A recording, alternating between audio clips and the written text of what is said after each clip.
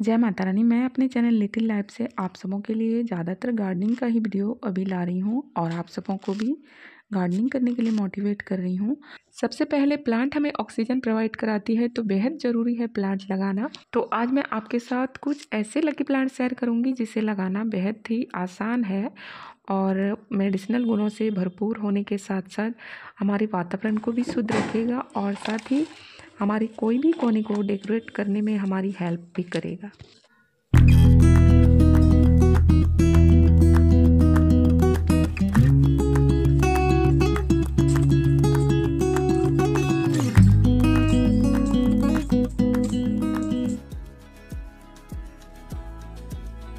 तो इस लिस्ट में सबसे पहला प्लांट मैंने तुलसी जी का लिया है, जो कि हमारे घर में होने ही चाहिए। ये पौधा बहुत ही ज़्यादा शुभ है और वातावरण को भी शुद्ध रखता है, साथ ही मेडिसिनल गुणों से भी भरपूर है। आप इसकी पत्ती की चाय भी बना के पी सकते हैं। तुलसी की भी दो वैरायटी है, एक श्याम तुलसी और एक राम तुलसी। हम मेरे यहाँ जो है वो श्याम तुलसी है और ये ही ज़्यादा फ़ायदेमंद होता है, तो हमने इसे ही लगाया है। और आप भी अगर लगाना चाहते हैं तो नर्सरी जाने की कोई भी ज़रूरत नहीं है। आप इसके बीजों से कभी भी तुलसी का पौधा उगा सकते हैं, लेकिन मॉनसून में हम इसे कटिंग से भी ग्रो कर सकते हैं। इस प्लांट को बहुत ज़्यादा सर्दी और बहुत ज़्यादा गर्मी भी नहीं पसंद है। फरवरी के लास्ट में आप अगर इसे लगा रहे हैं तो आपका प्लांट बहुत अच्छे से ग्रो करेगा लास्ट अक्टूबर नवंबर तक। वैसे तो ये सालों भर चलने वाला प्लांट है, लेकिन आप कुछ बातों का अगर ध्यान नहीं रखेंगे तो जल्दी ही ख़राब हो जाएंगे। जैसे कि इसे ओवर वाटरिंग बिल्कुल भी पसंद नहीं है और हमारे यहाँ तुलसी जी में तो रोज़ ही जल डाला जाता है। तो इस सिचुएशन में आप तुलसी जी को एक दो जगह लगा के रख सकते हैं। अगर आपका तुलसी का जो जहाँ पे आप तुलसी जी लगाए हैं, हमारे यहाँ इसको पिंडा बोलते हैं, तो तुलसी पिंडा जो है वो बड़ा है तो आप 2-3 प्लांट लगा सकते हैं। तब आप उसमें एक प्लांट छोड़ के एक प्लांट में जल डाल सकते हैं या फिर आप गमले में भी लगा के रख सकते हैं और जिसकी भी मिट्टी सूखी दिखे उसी में आप पानी डालें। तुलसी एक हार्डी प्लांट होता है, लेकिन इसे कोहरे वाली सुबह और कोहरे वाली रात बिल्कुल भी पसंद नहीं है।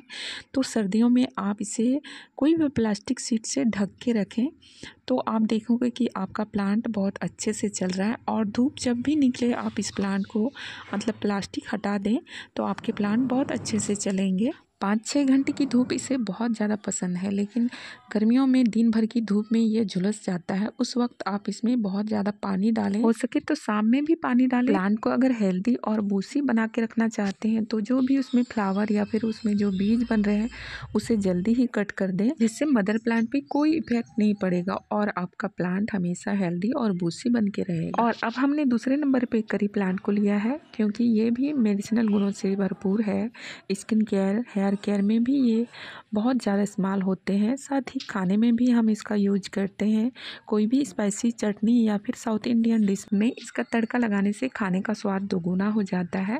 इसकी खुशबू, इसका स्वाद इतना अच्छा होता है कि आप इसके दीवाने हो जाओगे और हमारे हेल्दीनेस के लिए भी ये काफ़ी लाभकारी होता है। नर्सरी में आपको 20 से 25 रुपए के एक छोटा सा प्लांट मिल जाएगा, लेकिन अगर अगल बगल में कहीं है, किसी के आस पड़ोस में है, तो आप उनसे एक छोटा सा बीज मांग लीजिए और उस बीज को ही आप ग्रो कीजिए। वैसे तो ये प्लांट कटिंग से भी ग्रो हो जाते हैं, लेकिन अगर आप बिगनर्स हैं तो आप बीज से ही ग्रो करें। हमने इसे बड़े गमले में ग्रो किया है, आप चाहें तो 12 इंच के गमले में भी ग्रो कर सकते हैं, क्योंकि उसमें भी ये अच्छे से ग्रो हो जाते हैं। वैसे तो ये बहुत ज़्यादा हार्डी प्लांट होता है, 5 से 7 या फिर 8 घंटे की धूप इसे पसंद है, लेकिन ये सेंसिटिव प्लांट भी है और इसके जड़ें बहुत जल्दी गल भी जाती हैं। तो आप इसके लिए मिट्टी को हमेशा वल्ड्रेन बनाएं। और आप अगर चाहते हैं कि आपका प्लांट भी बूसी हो जाए तो आप इसे टाइम टू टाइम प्रून कीजिए, कटिंग करिए, तो आपके प्लांट भी बूसी और हेल्दी भी रहेंगे, कुछ इस तरह से। अब तीसरे नंबर पे हमने बेल वाला प्लांट गिलोय को लिया है और इसकी मेडिसिनल गुणों से आप अच्छी तरह से वाकिफ होंगे। इस पौधा को अमृता और हमारे यहाँ इसे ग्रेच भी कहा जाता है और इसी के स्टेम को कूट के 1-2 प्रोसेस के बाद तिखुर बनाई जाती है, जो एक मीठी रेसिपी होती है और बहुत ज़्यादा फायदेमंद होती है। कोरोना टाइम तो ये ऑनलाइन ऑफलाइन दोनों जगह महंगे मिल रहे थे, पर हमारे यहाँ आपको अक्सर झाड़ियों में या फिर कोई भी पेड़ों पे आपको देखने को मिल जाएगा और आपको ये फ्री में मिल जाएगा। आपको पता है इसे ग्रो करना बहुत ही आसान है। जिस तरह आप मनी प्लांट को ग्रो करते हैं सेम उसी तरह से इसके स्टेम्स के साथ साथ आप इसे बीज से भी ग्रो कर सकते हैं। मिट्टी में सिंपली इसे डीप कर देना है और आपके प्लांट तैयार हो जाएंगे कुछ ही दिनों में। ये भी एक बहुत ज़्यादा हार्डी प्लांट है, इसकी ना तो कोई केयर की ज़रूरत है ना ही कोई मिट्टी, आप कहीं भी लगा दें इसे अच्छे से ग्रो कर जाएगा। लेकिन ये डोरमेंसी पीरियड जब होता है इसका, उस टाइम ये अपने पत्ते को निकाल देता है। आप जहाँ भी देखोगे आपको सिर्फ टहनी ही नज़र आएगी। इसका मतलब ये नहीं कि ये मर गया है, ये मानसून आने के साथ फिर से ग्रो हो जाएगा। तो आप भी इसे छत पे ज़रूर ग्रो करें और अपने गार्डन की खूबसूरती को इन्हेंस करें। ट्रेन में बैठने के साथ ही हमें एक चीज़ की बहुत ज़्यादा याद आती है, वो है लेमन टी।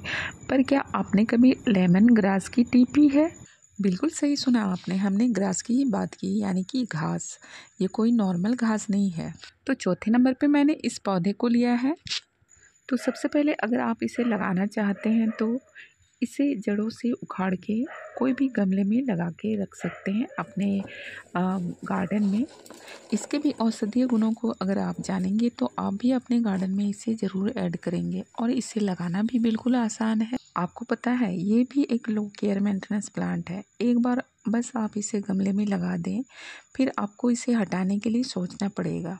गार्डन की ग्रीनरी बढ़ाने के लिए और वातावरण को भी प्योरीफाई करने के लिए इस प्लांट को हमने लगा लिया है। प्लांट छोटा हो या बड़ा, हर प्लांट की अपनी अपनी खासियत होती है।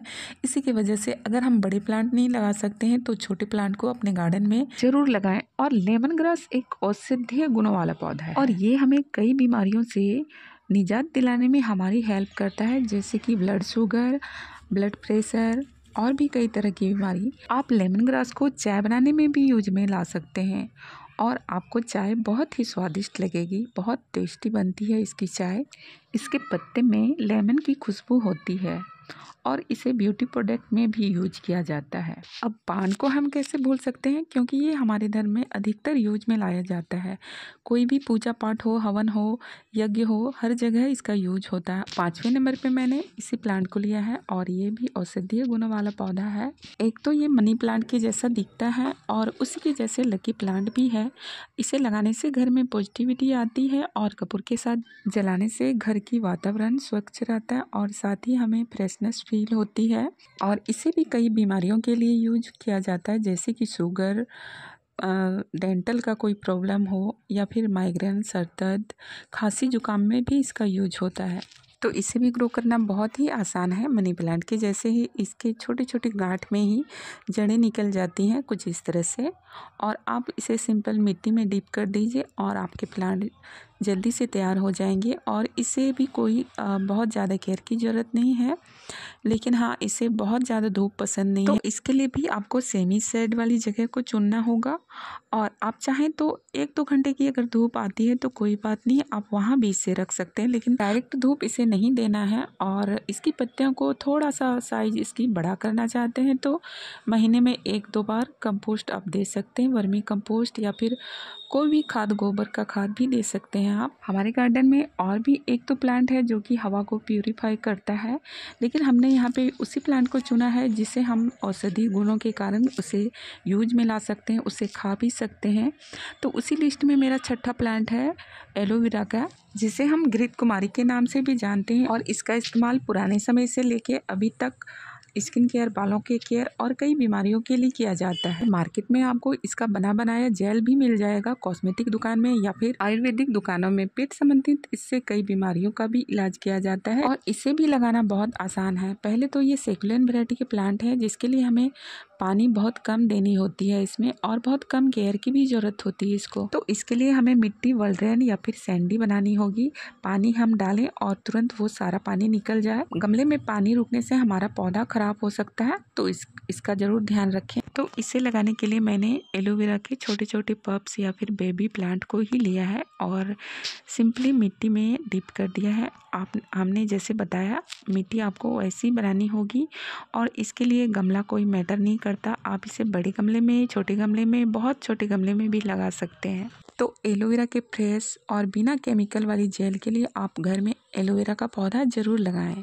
इस लिस्ट में और भी ऐसे प्लांट हैं, फ्लावर प्लांट हैं, जिसे घर में रखना शुभ माना गया है और औषधि गुणों के लिए भी यूज किया जाता है। पर वीडियो थोड़ी लंबी हो जाएगी, इसके लिए मैं इसे दूसरे वीडियो में कवर करूँगी। Thank you and bye.